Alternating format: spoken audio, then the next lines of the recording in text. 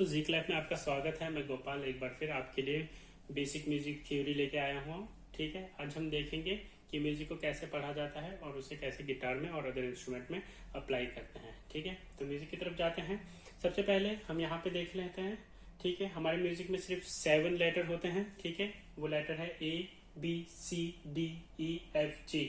इन 7 letter के अलावा हमारे पास कोई दूसरा लेटर नहीं होता है म्यूजिक में। ठीक, और ये लेटर रिपीट होते रहते हैं, तभी मैंने इसको सर्कल में लिखा हुआ है। दूसरा, जब भी आप म्यूजिक को देखते हैं तब आपको कुछ ऐसे 5 लाइन और 4 स्पेस दिखाई देते हैं। 1 2 3 4 5 लाइन और 4 स्पेस। 1 2 3 4 ये 4। ये वो जगह है जहां पर हम अपना म्यूजिक लिखते हैं। एक बात मैं आपको बता दूं कि ये 5 लाइन और 4 स्पेस आपके गिटार के स्ट्रिंग को रिप्रेजेंट नहीं करते। ये आपके गिटार की स्ट्रिंग नहीं है। ये सिर्फ वो जगह है जहां पर हम सिर्फ म्यूजिक लिखते हैं और उन्हें अप्लाई कैसे करना है गिटार में, वो डिफरेंट थिंग है। ठीक है, तो ये 5 लाइन और 4 स्पेस को मिला के स्टाफ बनता है। इसे स्टाफ भी कहते हैं और स्टेव भी कहते हैं।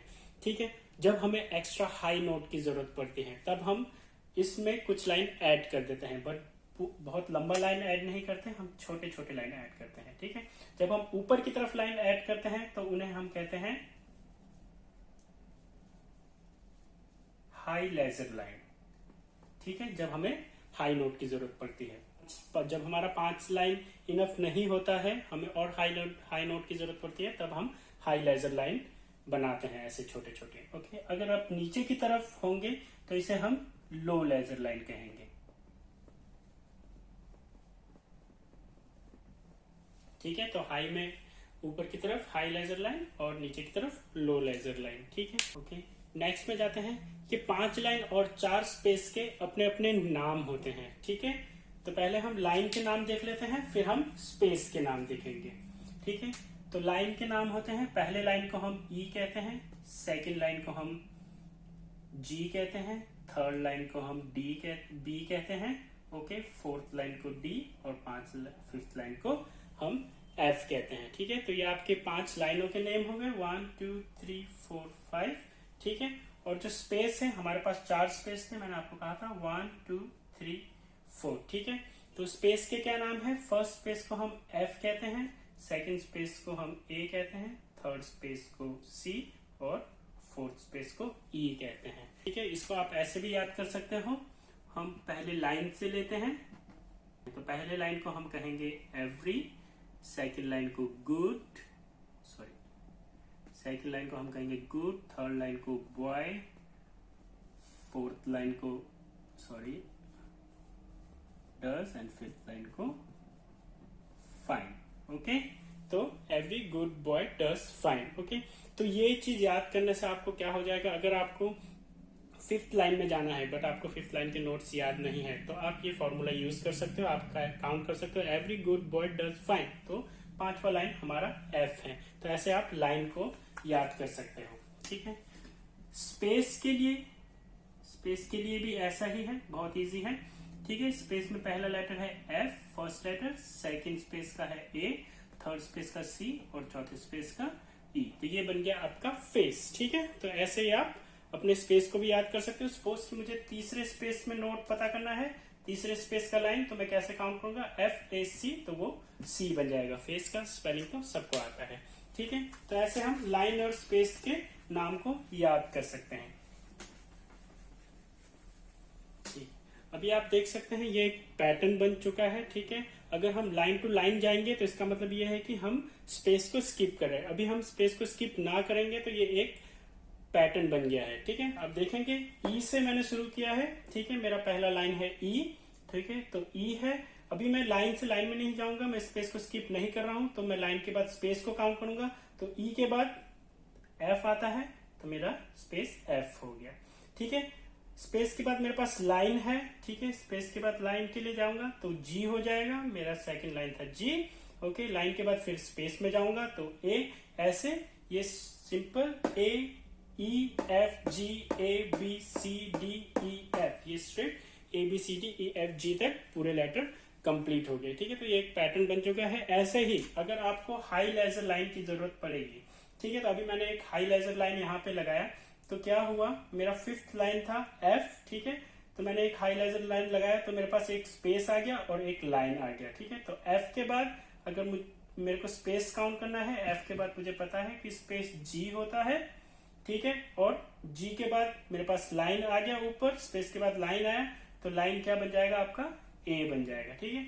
तो ऐसे आप लेजर लाइंस को भी समझ सकते हैं। वहीं पर अगर हमारे पास नीचे लेजर लाइन होंगे, अगर हमारे पास लो लेजर लाइन होंगे, तो हम क्या करेंगे, हम बैकवर्ड काउंट करेंगे, हम उल्टा काउंट करना शुरू करेंगे, ठीक है। तो मुझे पता है कि ये मेरा पहला लाइन ई है, ठीक है। ये मैंने एक लेजर लाइन डाला तो मेरे पास यहाँ पर स्पेस और यहाँ पर लाइन आ गया। तो स्पेस क्या हो गया, ई के नीचे जाएंगे तो वो हो गया डी, ठीक है। और डी के नीचे गए, मेरे पास लाइन है तो वो बन गया सी। तो ये लाइन हो गया सी और ये स्पेस हो गया डी। तो ऐसे आप लो लेजर लाइन को भी समझ सकते हैं। ऐसे कितने भी लाइन हो, आप ऐसे ही बैकवर्ड काउंट करते हुए लो लेजर लाइन को समझ सकते हो और ऊपर के हाई लेजर लाइन को भी स्ट्रेट काउंट करते हुए समझ सकते हो। एक बात नोट करें कि जब हम ऊपर की तरफ जाते हैं हम स्ट्रेट काउंट करते हैं A B C D E F G, ठीक है। जब हम नीचे की तरफ काउंट करते हैं तो हम बैकवर्ड काउंट करते हैं G F E D C B A. तो ऐसे आप 5 लाइन और 4 स्पेस के कॉन्सेप्ट को समझ सकते हो, ठीक है। सेकंड में जाते हैं। आपने ये वाला साइन देखा होगा म्यूजिक में, ये साइन सबको पता है और सबने देखा होगा।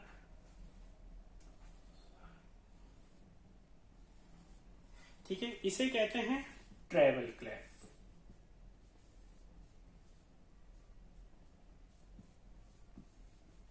क्लेफ क्या होते हैं, क्लेफ आपके लाइन और स्पेस के नेम को रिप्रेजेंट करता है, ठीक है।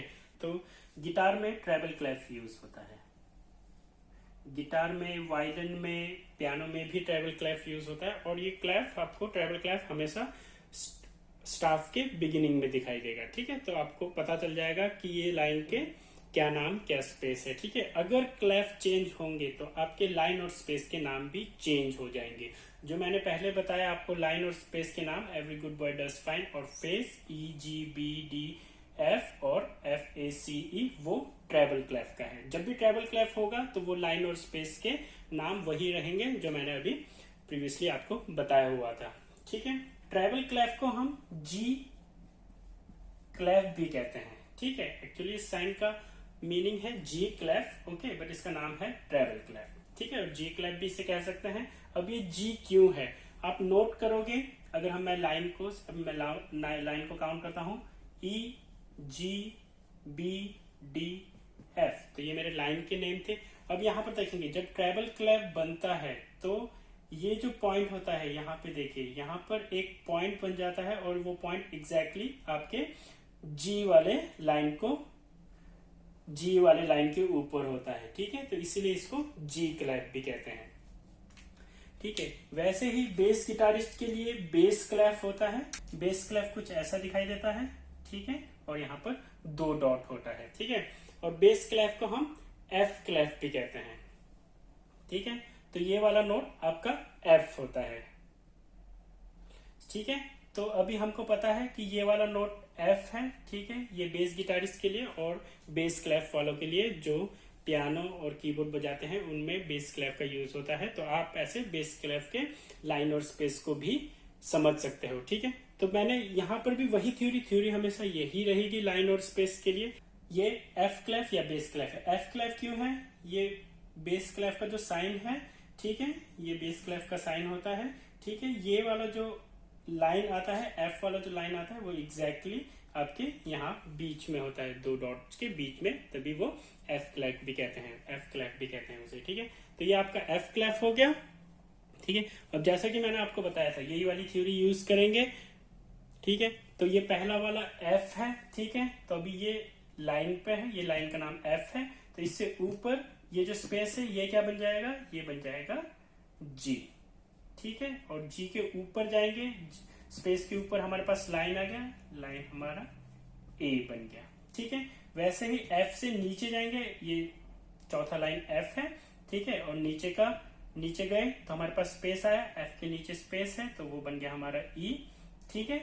और ई के नीचे स्पेस के नीचे लाइन है, ओके, स्पेस के नीचे लाइन है, सो ई से नीचे जाएंगे तो वो हो गया हमारा डी, ओके। और उसके नीचे स्पेस, तो डी बी से पहले हो गया सी, ओके, सी से पहले बी, ओके, बी से पहले ए और ए से पहले जी। ठीक है, तो ये आपके लाइन और स्पेस के नाम हो गए बेस क्लेफ के। ठीक है, तो ऐसे आप किसी भी क्लेफ के लाइन और स्पेस के नाम को पहचान सकते हैं, बट आपको ये पता होना चाहिए कि उसका पहला लाइन वो क्या है। ठीक है, तो ऐसे हम बेस क्लेफ को समझ सकते हैं। ठीक है, तो ट्रेबल क्लेफ की बात हो गई। ठीक है, स्टाफ, ट्रेबल क्लेफ, लाइन और स्पेस के नाम वहां तक हमने पढ़ लिया। अब पढ़ते हैं हम टाइम सिग्नेचर। टाइम सिग्नेचर क्या होते हैं?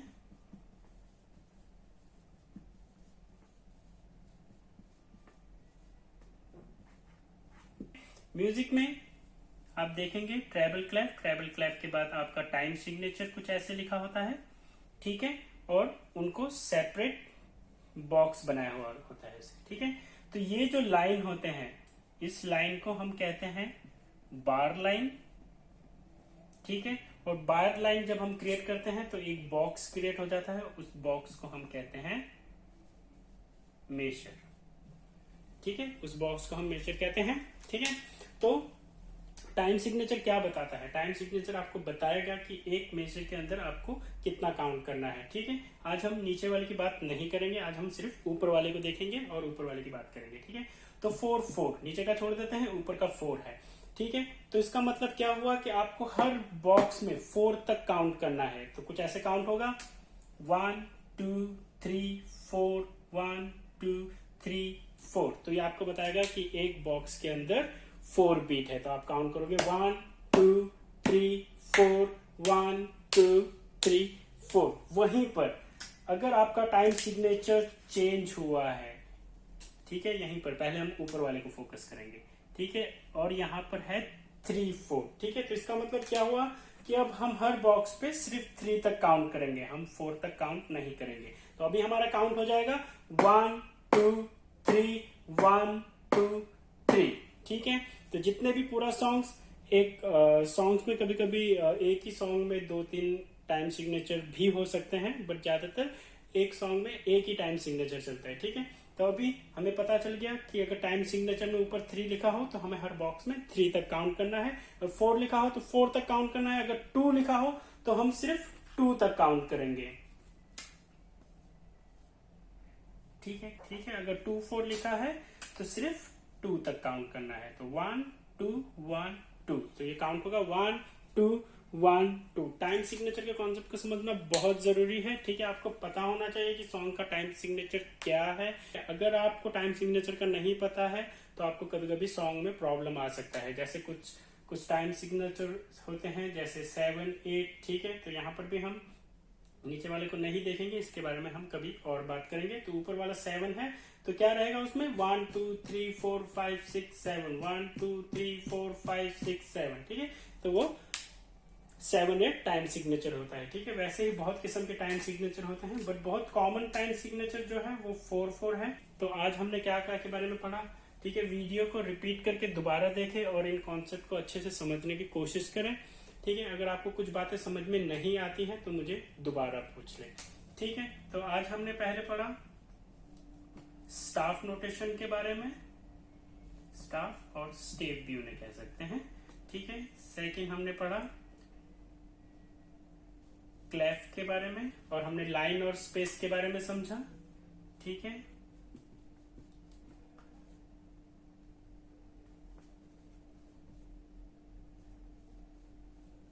ठीक है, लाइन और स्पेस के नेम के बारे में हमने समझ लिया कि लाइन और स्पेस के नेम को हम कैसे आइडेंटिफाई करें, उन्हें कैसे समझे, वो कैसे मेमोराइज करें। ठीक है, फोर्थ में हमने बार लाइन के बारे में पढ़ लिया है। बार लाइन क्या होता है? आपके स्टाफ को डिवाइड करने के लिए हम बार लाइन यूज करते हैं। और हमने पांचवा आज हमने टाइम सिग्नेचर के बारे में पढ़ा। ठीक है, तो ये 5 चीज आज हमने पढ़ा। ठीक है, ये बहुत इंपॉर्टेंट चीज है। ठीक है, इन्हें दोबारा वीडियो को देखें और समझने की कोशिश करें कि लाइन और स्पेस के नाम कैसे हम आइडेंटिफाई करते हैं, ट्रेबल क्लेफ क्यों यूज करते हैं। ठीक है, वो मैंने आपको बताया, और टाइम सिग्नेचर क्या है। ठीक है, टाइम